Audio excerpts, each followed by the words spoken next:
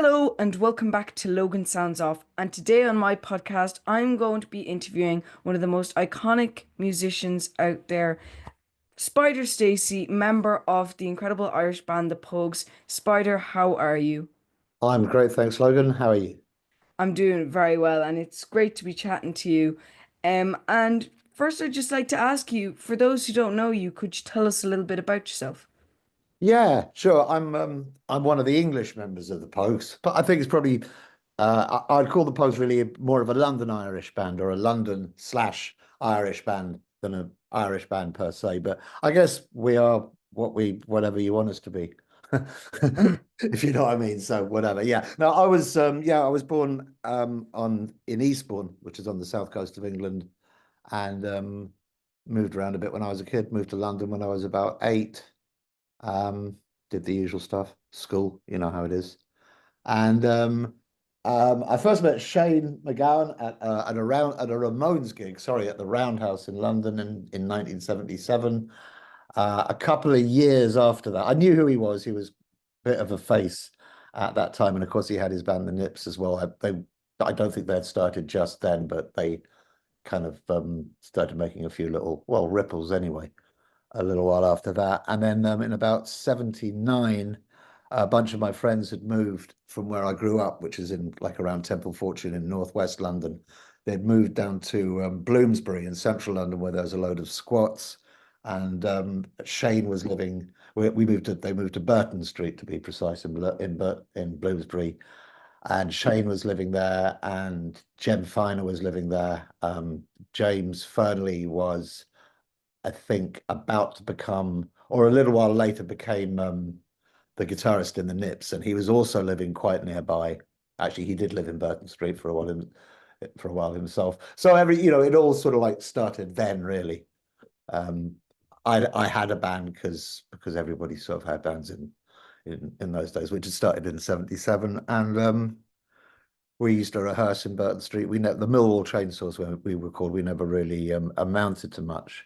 Um, we were quite, we were kind of good in a way. We were very sort of, it was very kind of nihilistic, kind of couldn't really play more about feel than actual, how shall I put it, any kind of particular musical brilliance. But yeah, it was a very sort of fertile time and place. Everywhere was actually, it seemed, in those days, and Yeah. we were in a very fortunate position, actually, because with all the places, with given how easy it was to live for free in London, the dole was pretty generous, and it was very easy to sort of to sign on and like do casual sort of laboring work or whatever as well, which it meant it was easy to sort of, you could do things like you could put a roof over your head, you could get a bit of money coming in, and it would give you plenty of time to sort of like form a band, to rehearse, to do all the things that you need to do. That certainly is, I think, is much harder for kids, for people nowadays to get a start. It's just like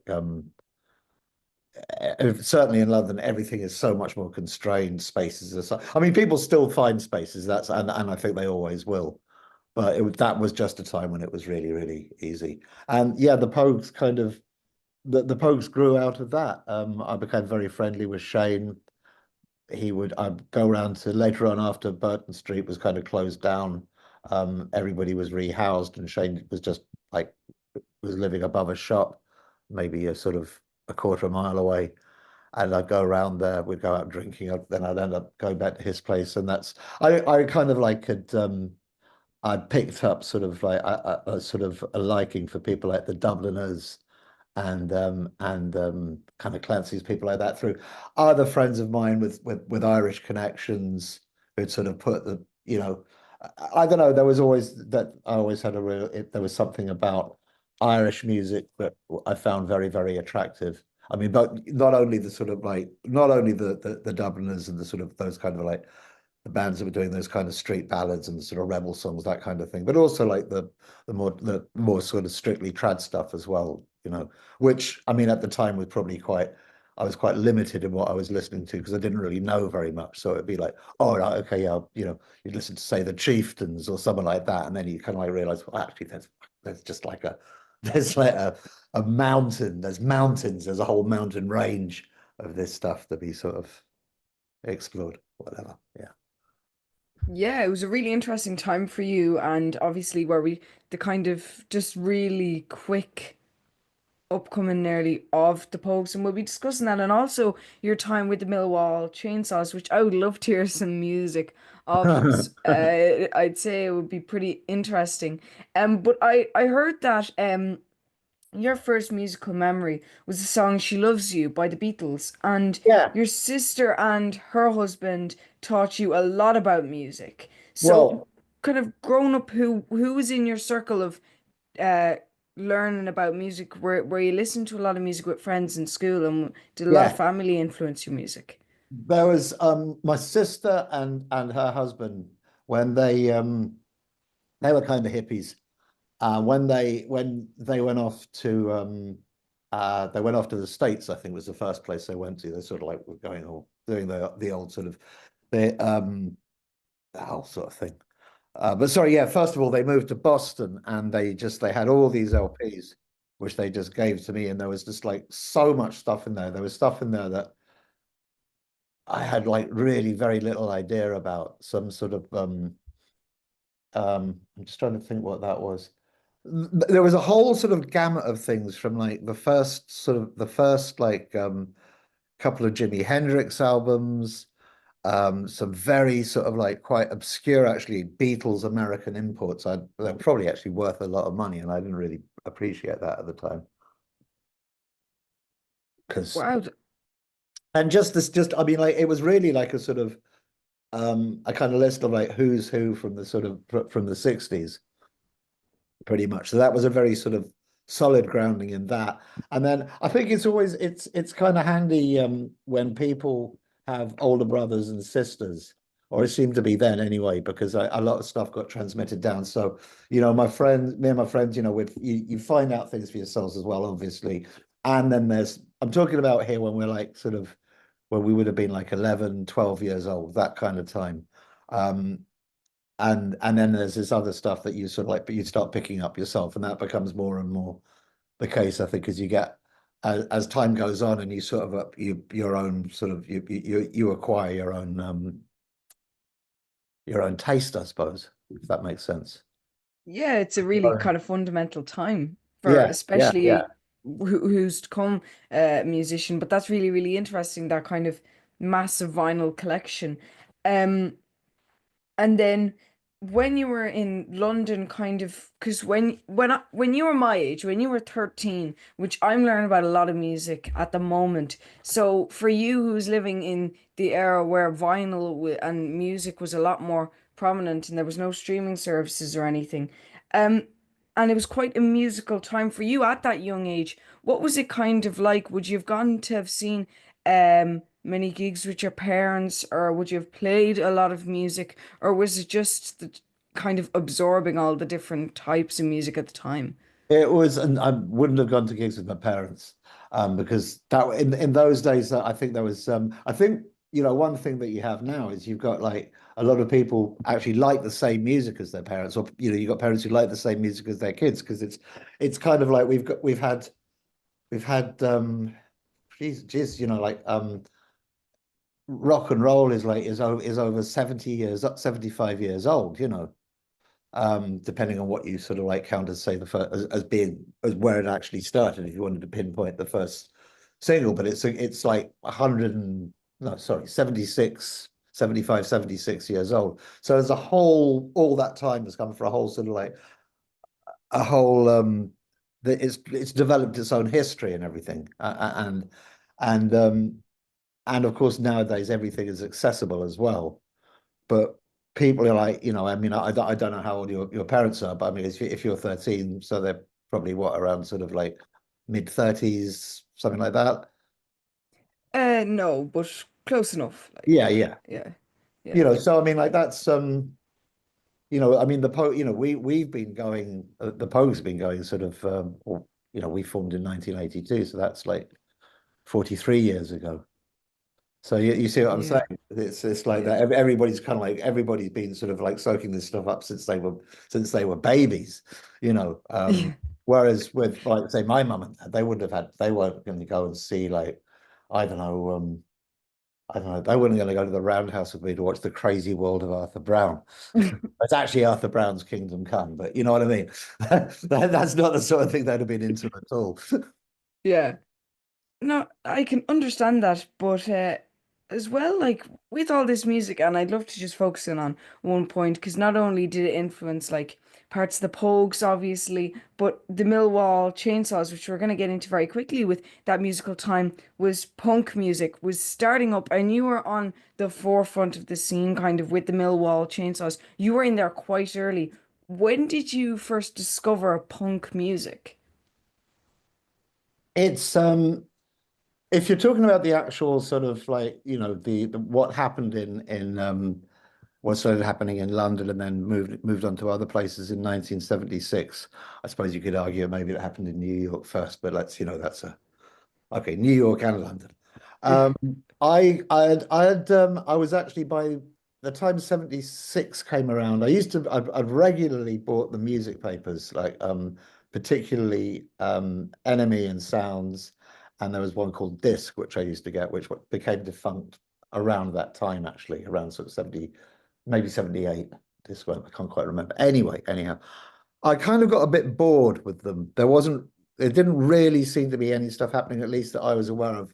Um, I lived out in, like I say, in Golders Green.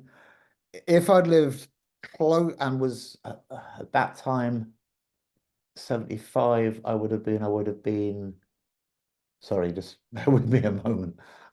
Um, Geez, I would have been like, yeah, 16 going on 17. So I was kind of through sort of occasional glimpses of the papers of the pages of the NME and stuff like that. Even though I kind of stopped reading them, I every now and again look through a copy, and just like by sort of stuff I was just hearing from people talking, I was kind of aware that there was something going on, and there was the whole pub rock scene in London, which preceded punk, which though it wasn't like a sort of in the sense that it wasn't so much a musical influence, though in many cases it kind of was. And some of the people involved in the pub rock scene, notably Joe Strummer, went on, of course, to have very, on the legendary careers. Um, but the thing with pub rock was it opened up, the idea of using pubs as venues was something that only really started happening in the, like, say, in the late 60s, when people copped on that, or I think, in fact, I think there might have been an instance where a band went into a pub in London. I think it might have been the guys that ended up forming Brinsley Schwartz or something like that. And this might be completely wrong. But basically, some pub landlord somewhere suddenly copped on that if I have a band in here and they're a halfway decent band, I am going to sort of like, I am going to sort of like bump up my bar takings a tenfold, a hundredfold, maybe. If they're good, I'll probably get a packed house. And that's kind of what happened. All these pubs in London started providing spaces for venues. You had this kind of whole explosion of stuff going on in art schools, which had been really important already in the 60s, and everything that happened in the 60s, people like the Stones and the Kinks and people like that. Um, there was very clearly something happening that wasn't sort of to do with bands like Genesis or Pink Floyd, people like that. And then there was things I remember the Boys Are Back in Town, obviously Thin Lizzy was in the charts that summer of 76. And although I kind of wasn't really aware of what was actually happening, it was like there was like a sort of that was like a sort of signal there is something going on, and I was a bit sort of slow off the mark. I was like, oh right, this, what is, and then I'd start seeing these names start appearing, like, the Sex Pistols. And like the first time I saw it, when I was reading something about the Sex Pistols, I remember sort of the next time I kind of saw them, I was like, wait, I thought these guys were French. Somehow I picked up the idea that they were French. I don't know how that happened. And then it just kind of like went, and then like my friends started turning up with these records that were like the first like New Rose. I remember going around. I was bunking off school, went round to a friend's house, and there was another guy there, Matt, that my friend Matt, and he had a copy of New Rose, and he put that on, and it was just like, oh, okay.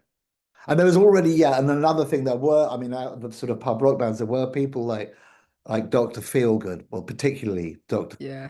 who were very much sort of like, although you'd never have called them punks, certainly not to their faces. They were very much of that ilk, and I mean, like, and like, if you went to a sort of Dr. Feelgood gig, you'd see basically most of the sort of the people who were in the big punk bands would be there in the front at Dr. Feelgood shows, and it was kind of like that, and yeah, Yeah, I love Dr. Feelgood, and they do have a real punk sound to them that yeah, I yeah. really love. Um, and then where we were mentioning then that kind of punk scene and getting into it with the Millwall chainsaws.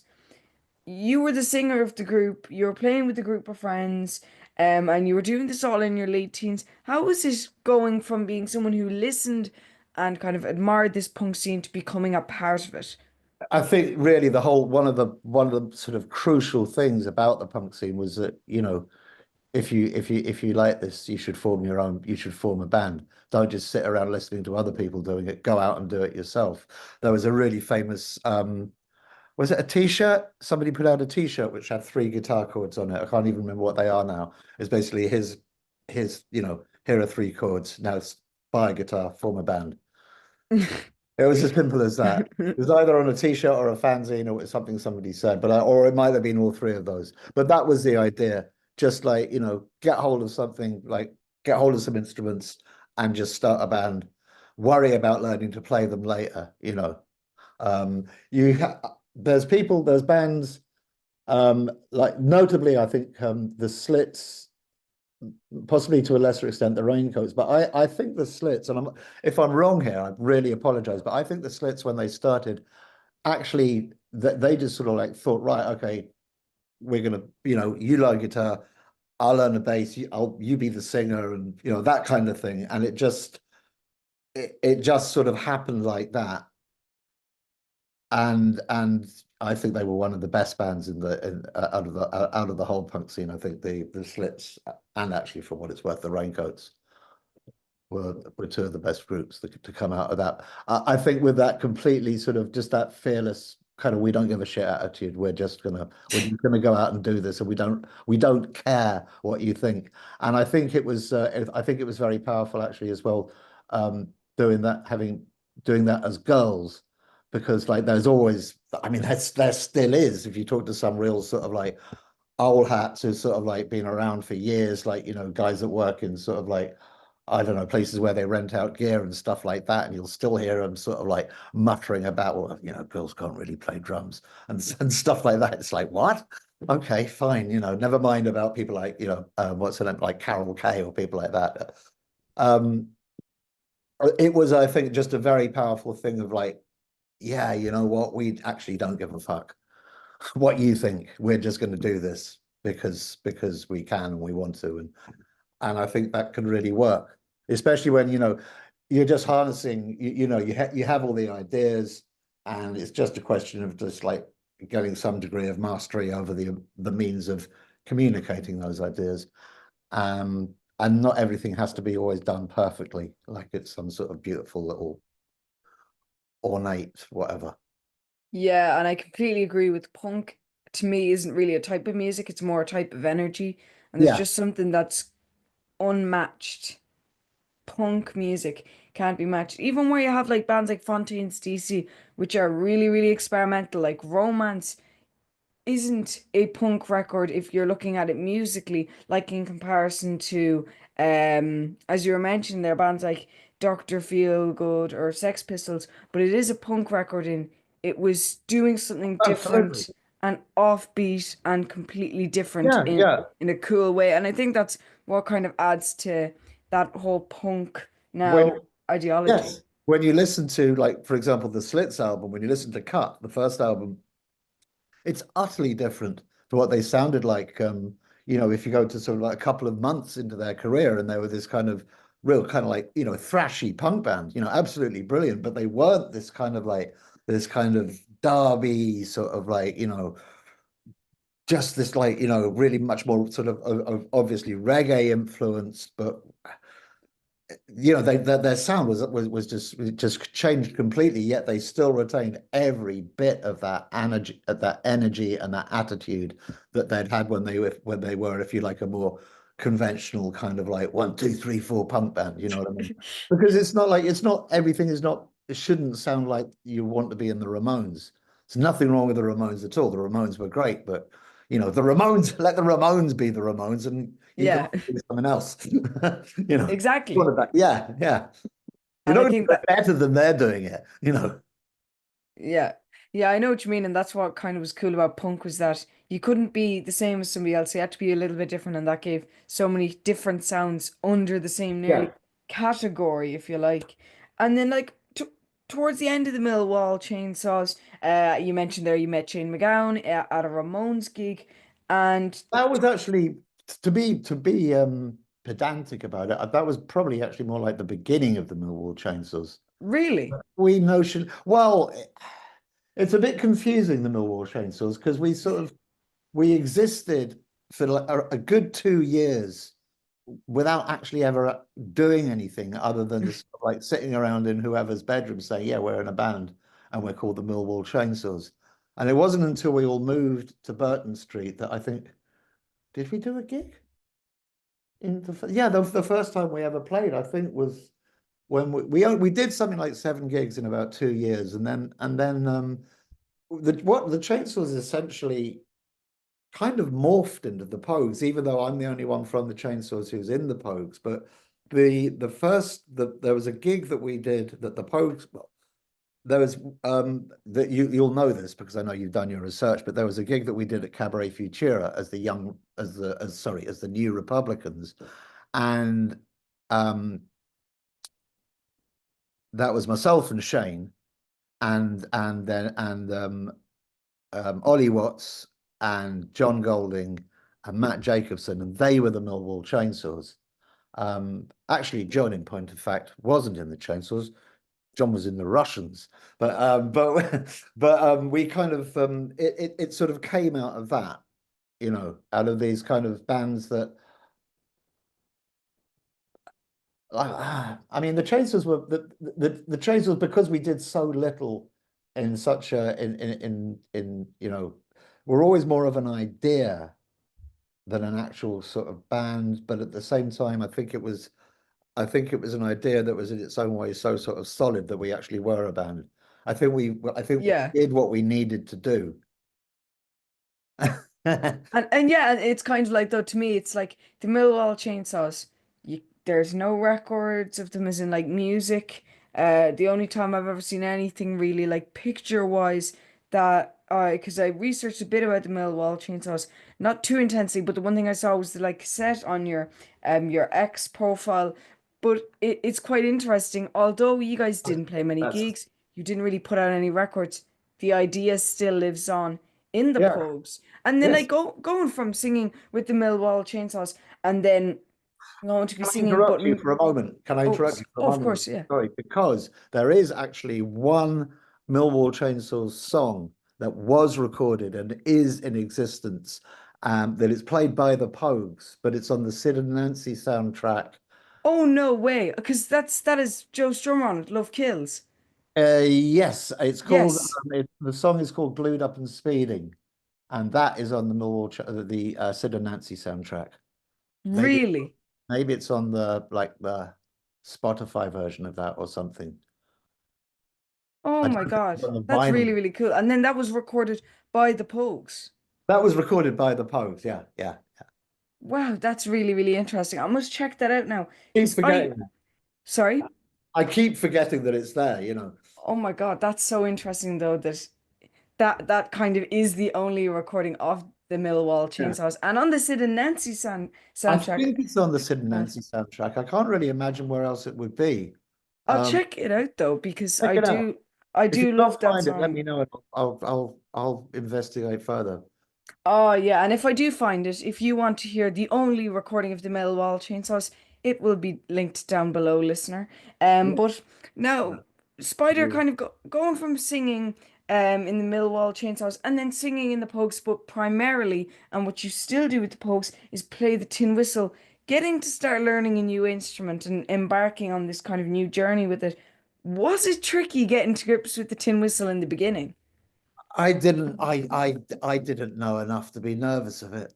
I just thought, oh, really, how hard can this be? And then I listened to people who actually can properly play the tin whistle, and it's humbling because there's people out there who can make it talk. And so it was like it was something that I had to do in order to sort of. The original idea was that me and Shane were going to share vocals, but I wasn't like anything like as good a singer as Shane. Certainly not. I mean, I'm not now, obviously, either. But I mean, I certainly wasn't back then. And I just kind of, and I think he basically said, look, I think you should learn the whistle. That's because we need that anyway. And I had there's a you one of those sort of play in a day book things by I think I can't remember who wrote it. So Soodlums, play the tin whistle, play in a day. I think that's what it is, and it had all these little diagrams, with the finger holes blacked out and everything. And the first song in it was Silent Night, the Christmas Carol. And I was like, okay, yeah, I know how that goes. And I played it, and it sounded all right. And I was like, yeah, fine, okay, I can play the whistle now, brilliant.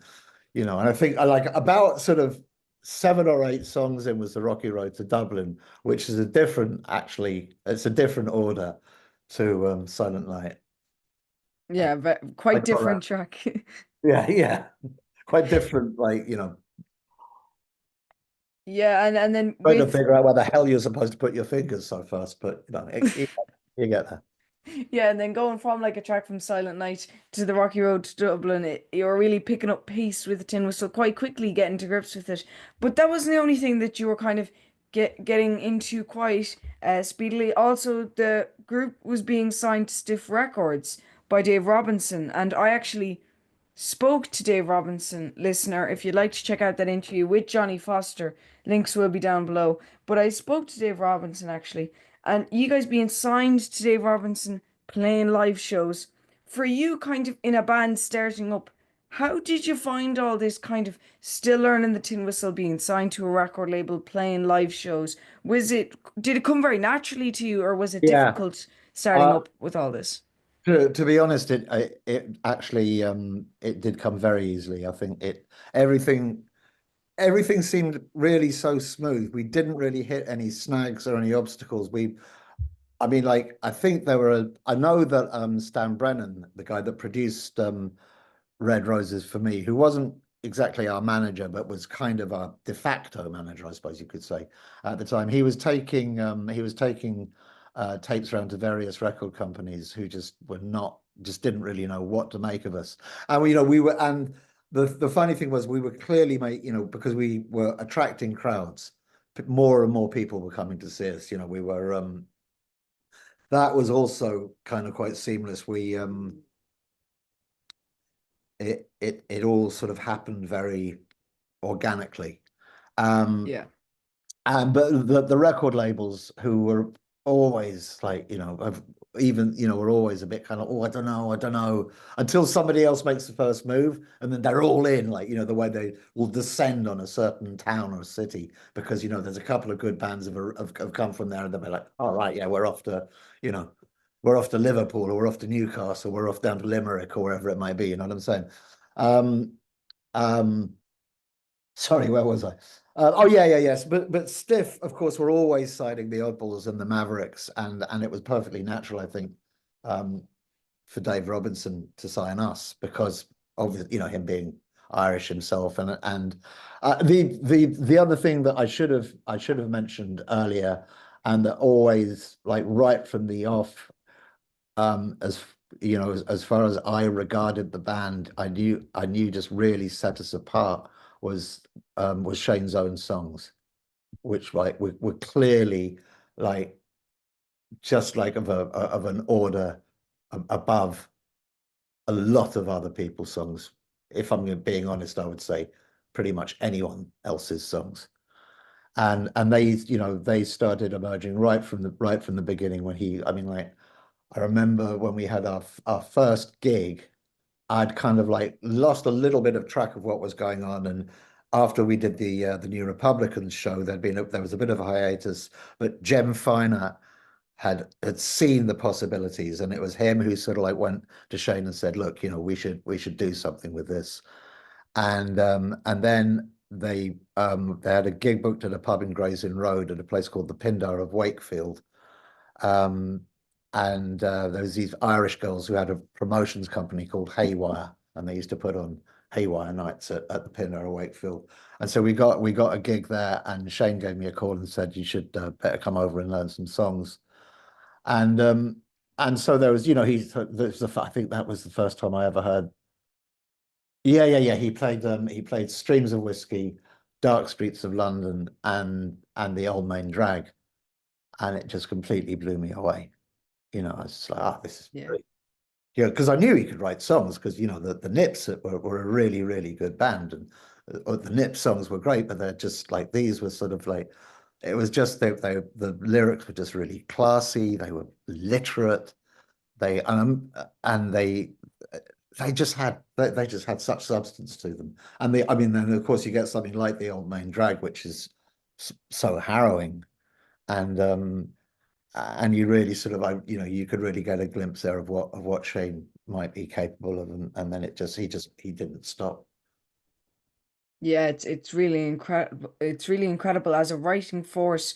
Shane never fell short. He always made the best quality music. to It, to to it- witness it happening because you know a lot of most of the time it was a kind of it was a cooperative effort, but Shay would have, you know, he'd generally have, you know, obviously pretty much all the words.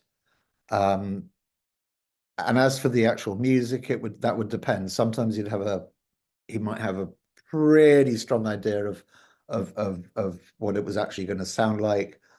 Quite often it would be, you know, the rest of us would come in with ideas, and it would, and that's how it would end up. It was so it was there was also always a kind of cooperative endeavor in that respect, but it was just it all sort of like hung around the sort of the lyrics and the basic melodies. I mean, Jem might write sort of like a, if you like, a sort of an additional melody, but the sort of the melody at the heart of the song would usually be one that Shane had come up with. Quite often one that I'd realized later on listening to, I'd be listening to something by someone else and like, wait a minute, you know, he's nicked that. That's like, you know, and he'd either sort of like, I mean, there's some sort of like White City where he just lifts the current of Kildare and sort of like, that's White City now, you know, kind of thing, which I know is something that happens a lot in Irish music. You know, you just nick an air from something and use it for something else. It's quite accepted practice. Um, but it was, and sometimes he'd just tweak things. So it was a little bit harder to actually spot where they'd come from, which I always thought was really clever. yeah, it's really, really cool having that different influence from different music. And then I believe you guys played, or you were invited and you played on the Late Late Show. Yeah. Um, that must have been super exciting as an upcoming Irish band to be given the opportunity to play on the Late Late Show. Well, I think there's a couple of things there. For a start, we were all far too cool to be impressed by anything. Yeah, I yeah. mean, I'm not impressed by that. Also, like half the band weren't actually Irish, so actually the sort of the late we didn't really know what the Late Late Show was. But I mean, like it's always nice to be sort of like asked to go on the telly and stuff. But we were generally, I don't know, we were kind of always we were always pretty blasé about that sort of thing. Um, I, I don't know if that's arrogant or what, but it's just like, yeah, of course No, it's not. It's they're the not. Pogues, you know. How would they not want us on the telly? Yeah. Well, of course. 1984, that was a pretty big time for you guys because you released the debut album then on Stiff Records, Red Roses for me, and then going from playing live on for like different venues and everything and getting to know each other as a band. How was that transition into the studio? Was it business as usual, just play the music, just there was no audience, or was it quite a different kind of feeling in the studio? Oh, certainly with Red Roses, it was, I felt very much like business as usual, like you just said, playing as though, except there's no audience. I mean, obviously, it wasn't quite like that, but I think we went in with that sort of attitude. We just go in, do the songs. I always had a sort of like a weird attitude in those days. I didn't quite get um I was always of the mind as like, okay, we've gone in there, we've done a really good version live. Why do we need to mess around with it? Why do we need to do anything else? That was perfectly good. And it's like, well, actually, there's all sorts of stuff we can do that will make it even better. And I was like, yeah, I know that, but that's all hippie bullshit. We don't need to do that. And, but like, luckily, I was overruled. There's there's being a sort of anarchist and there's being a prick. But it's very, very interesting then listening to Red Rose for me. You still get there's some things added on, but it does have a really raw and amazing sound, and I love that kind of nearly part of that record. And then speaking of mm, kind of changing albums after the recording production. The second album, Rum Sodomy and the Lash, was produced by Elvis Costello, obviously an infamous musician. When did the band and Elvis first meet? When did we first meet? That's a really good question, actually. I think it must have been because he asked us to we were invited to support them on tour, to support Elvis and the Attractions on tour. So it must have been then. I think Philip Chevron, who wasn't in the band at this point, but was working in Rock On Records, which was owned by the guys who by Ted Chiswick, Ted Carroll, who ran Chiswick Records, who were the sort of the parent company of the Nips record label. So we knew Phil. Phil had brought Elvis down to see us, and Elvis liked us. And yeah, so we supported him on tour. I think one of the things about the two albums, I think it's one of the reasons why Red Roses sounds like it does is partly, I think at least, because Stan wasn't a record producer. I think he maybe had produced a couple of Nip singles, but that wasn't, Stan ran a record shop, kind of ran a small record label, but he wasn't really a producer. And that is not meant in any way to be any kind of a criticism. It just wasn't what he did. So he knew enough, to operate a mixing desk. But one of the reasons it sounds like it does is because essentially it's not really like being produced by a producer. It's pretty unfiltered, really, other than a few overdubs here and there and whatnot. And I think in a sense, actually, that I mean, Elvis obviously had a lot more experience at a mixing desk, but at that point, I mean, Elvis isn't primarily a producer either. The first time we worked with a proper producer person, block caps would be Steve Lillywhite for if I should fall from grace with God.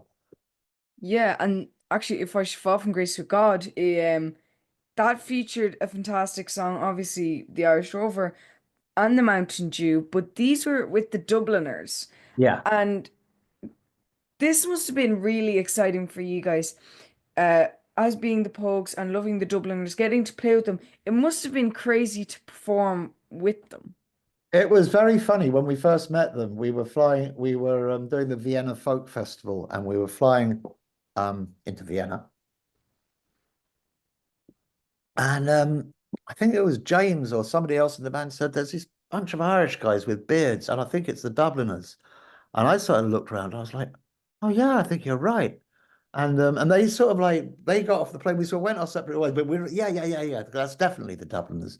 I mean, they were playing the festival, and we knew that, so it wasn't actually too hard to put two and two together. I remember one of us saying we were in the the bus going to from the airport to the hotel, someone said, Shane, the Dubliners were on the same plane as us. And he started banging his head against the window.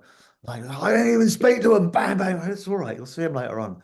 And yeah, it kind of it grew from there. We got on like a house on fire. We did our I can't quite remember the sequence of events.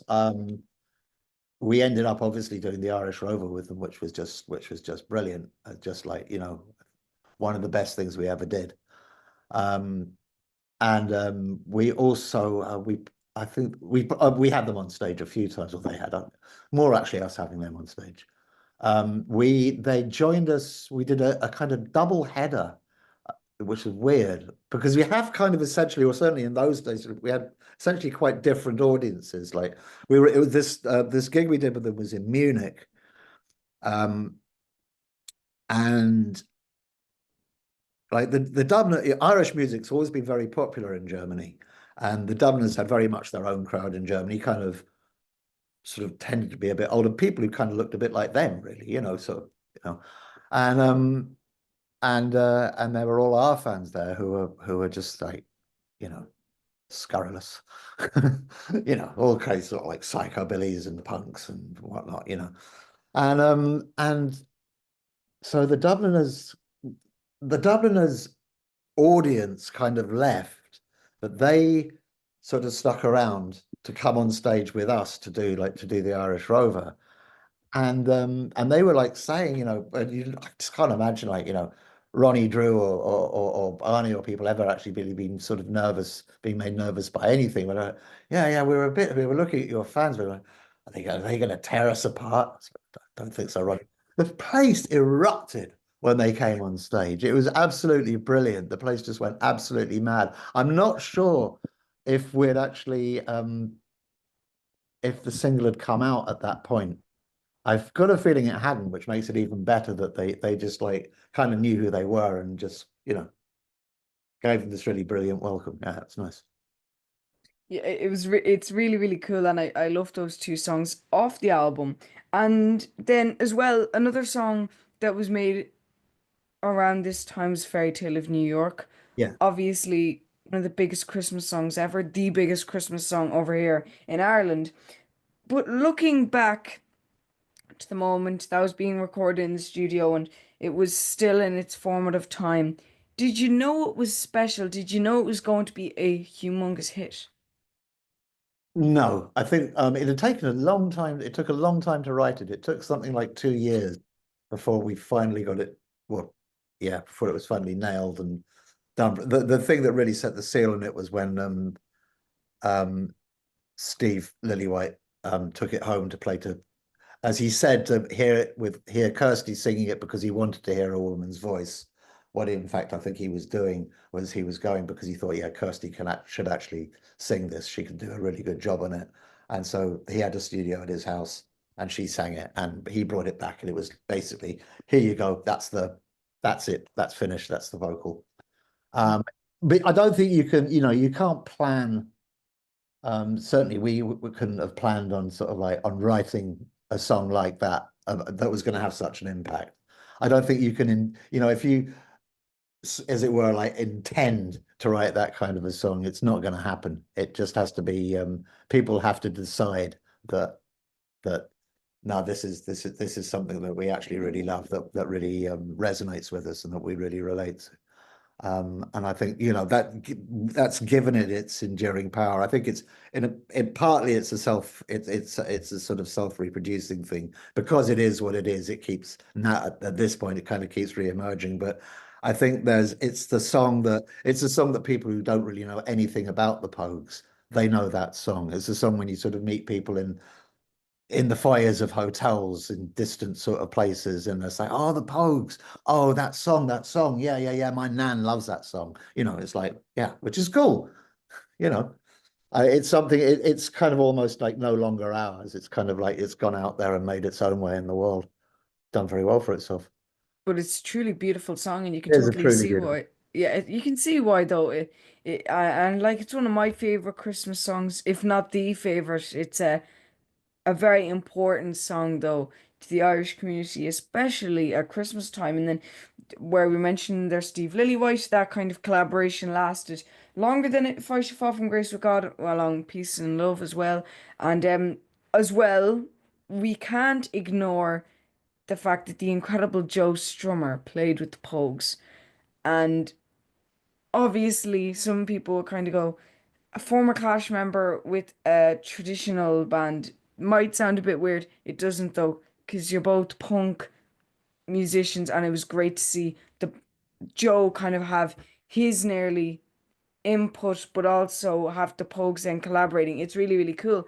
And Joe's work then lasted for quite a long time. So before we get into kind of one of the most impactful moments of Joe Strummer's career with you guys, in my opinion, I just love to ask you guys, um, when was it that Joe kind of started to play with the Pogues? When did you guys meet him? The first time we actually met him would have been we opened for the Clash at Brixton Academy. Sometime it must have been, I'm guessing around 1984. I think it was sometime in 1984. Shane knew him a bit from the punk days. I say like that was a long, long time before, but in fact, of course, it had only been a few years. And then he first actually played with us. We had a tour. I think it was a tour of North America, and Phil had a stomach ulcer, which just kind of erupted or something, and it meant it basically he couldn't go on tour. So Joe stepped in, and we didn't tell anyone. We kept it quiet, and it was really funny, because you could just see the audience's faces. We'd all walk out onto the stage, and they'd be like, "Whoa!" when they saw Shane and everything, and they'd be like, you could see some people looking a bit puzzled because there was this guy with a guitar who plainly wasn't Philip Chevron, but who kind of like, you can see the thought, but he looks familiar. Oh fuck me, you know, Yeah, like the really like thought process kind of when they sort that of realized realization. who it was just like this second sort of roar of like, of delight, really. A delayed roar that whenever you guys came on, it was like an immediate, oh my God, it's supposing that Joe Yeah, Strummer. It took like yeah, yeah, 13 yeah, yeah, seconds before yeah. people Exactly. actually started to react. Exactly. Yeah. And that's really, really cool. And then we're mentioning kind of live with Joe and everything. There was an album live with Joe Strummer Yes. in Dublin. London Calling on that is class, and Straight to Hell is very emotional on that record, but fantastic. And I wanted to ask you because you played with the Pogues a couple of Clash songs on that particular record, and this is going to be very divisive. That's why I'm asking it. Do you have a favorite Clash song? Do I have a favorite Clash song? Yeah, I think I do. Right at the moment, off the top of my head, I'll say Janie Jones. But I'll tell you why I say Janie Jones. One of the reasons we went to New Orleans a couple of weeks ago was because it was International Clash Day, and there's this club in this English photographer, music photographer who lives over in New Orleans who was organizing it, and he said, "Did I want to sing a few Clash songs?" I thought, yeah, why not? It'd be quite, just a chance to go over to New Orleans anyway, and um, and so and yeah, he said, what do you want to sing? And I just thought, yeah, I really want to sing Janie Jones because there's something about it that I don't know. I think this is going to sound a bit shit. There's in the movie High Fidelity, they're talking about the sort of best opening. I think it's the best opening tracks, the albums with the best opening tracks. And I can't remember the others, but this guy is like he reels off a list, and one of them is Janie Jones by the Clash. And that's always when he said that, it always stuck in my mind. It was like, yeah, yeah, yeah, that is actually a brilliant, brilliant kind of perfect opening song. So that's Yeah. that's always. I mean, I liked it from the moment I heard it anyway. Don't get me wrong. Yeah. But yeah, I'd say Janie Jones, but of course I've got a very soft spot for London Calling, which I think we did do a great version of. Oh, it's fantastic on that album. Really, really good. Yeah, I really, and also I think White Man and Hammersmith Palais is really good. They've I got a lot. love that song, yeah. Um, I think probably those three would be my yeah. Honestly, the fact that you get like it's hard enough to pick one, so fair enough that you pick the three. Like it's a hard question. I wouldn't be able to tell you my top 10 Clash songs because there's so many fantastic ones. They're such a diverse and incredible band. Yeah. And then speaking of playing live, we must discuss, and I'm wearing the t-shirt right now. Anybody who's on the podcast, I'm sorry, but anybody who's watching on YouTube, you can see I have my Red Roses for Me, the Pogues t-shirt.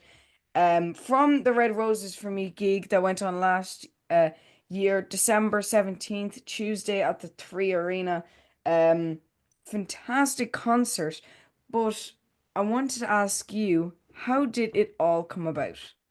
Okay. Yeah. I'm in about um January, February time of last year.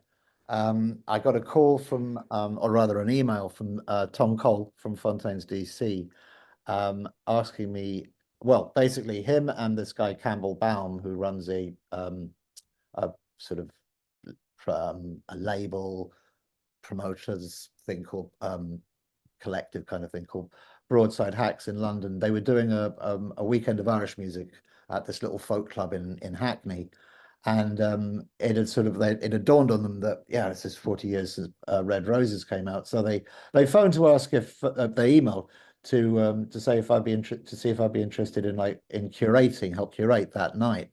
They already had some people down there playing the weekend. And I was like, yeah, of course, So we announced it before we'd got any guests involved or anything like that. We announced it.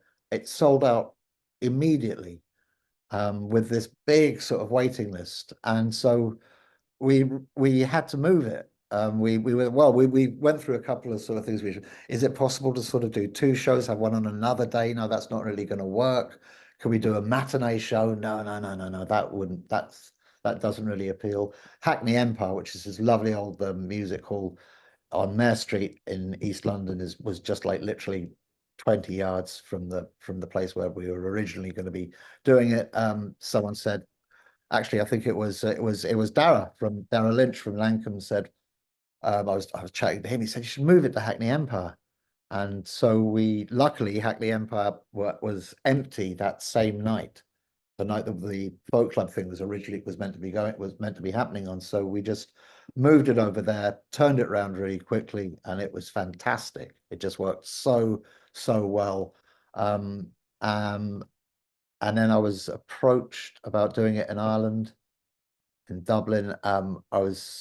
We ended up going for the Three Arena. It was just such a good night. It was just such a good night. It's such a good night that we're gonna have to do it all again with Rob Sodomy and the Lash.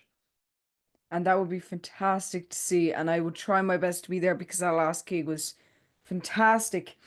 And I'd love to ask you, just as kind of our closing topic, just about music in general. You obviously live a bit in New Orleans as well as coming over to England sometimes and playing in Ireland, but you do live in New Orleans. What kind of music scene do you see in New Orleans? Because obviously it's a very musical part of the world. Okay, well, I have to be honest here because since the pandemic, we've actually been more in London than we have in New Orleans. So it's now 2025. I mean, we've been back there a few times, but not for any length of time. But New Orleans is a strange place and a strange and wonderful place. It operates by its own laws. There's some great bands in New Orleans, and there always are great bands coming out of New Orleans that don't necessarily fit, if you like, the the New Orleans profile, if there can really be said to be such a thing. There's people like, for example, there's a band called Special Interest. I don't know if you've encountered them at all. No. I think they're also on Rough Trade. They're kind of how to put it? It's kind of queer disco punk, I guess is the best way to describe it. It's very New Orleans. It's very, very good. It's quite sort of confrontational, and there's also who else? There's a band called Holy Locust, who are really, really cool sort of Americana and stuff. New Orleans, I think one of the most powerful things though in New Orleans is New Orleans is is a very African American city, as I'm sure you know, and of course where jazz was born and everything, and they have this fantastic brass band scene that was that was always historically a thing, and then kind of died. It didn't exactly die out, but it sort of fell away a bit. And then in the 1980s, it was revived, and it's been going strong ever since. And these are the bands that you'll see sort of on the kind of like a lot of them will be taking part in the sort of Mardi Gras parades and the second lines and all that sort of thing. They have these social welfare and leisure clubs that they're called in New Orleans, which are like community organization that, raise money for what is, really quite a deprived community, as you know. And the noise that they make. I mean, there's loads of them, and they're all really, really good. But if you ever get to New Orleans, and I'm sure they're going to still be doing this because I think they've been doing it for about 100 years or something. Not 100 years. They've been doing it for a good long time. If you go, there's a place called the Maple Leaf Tavern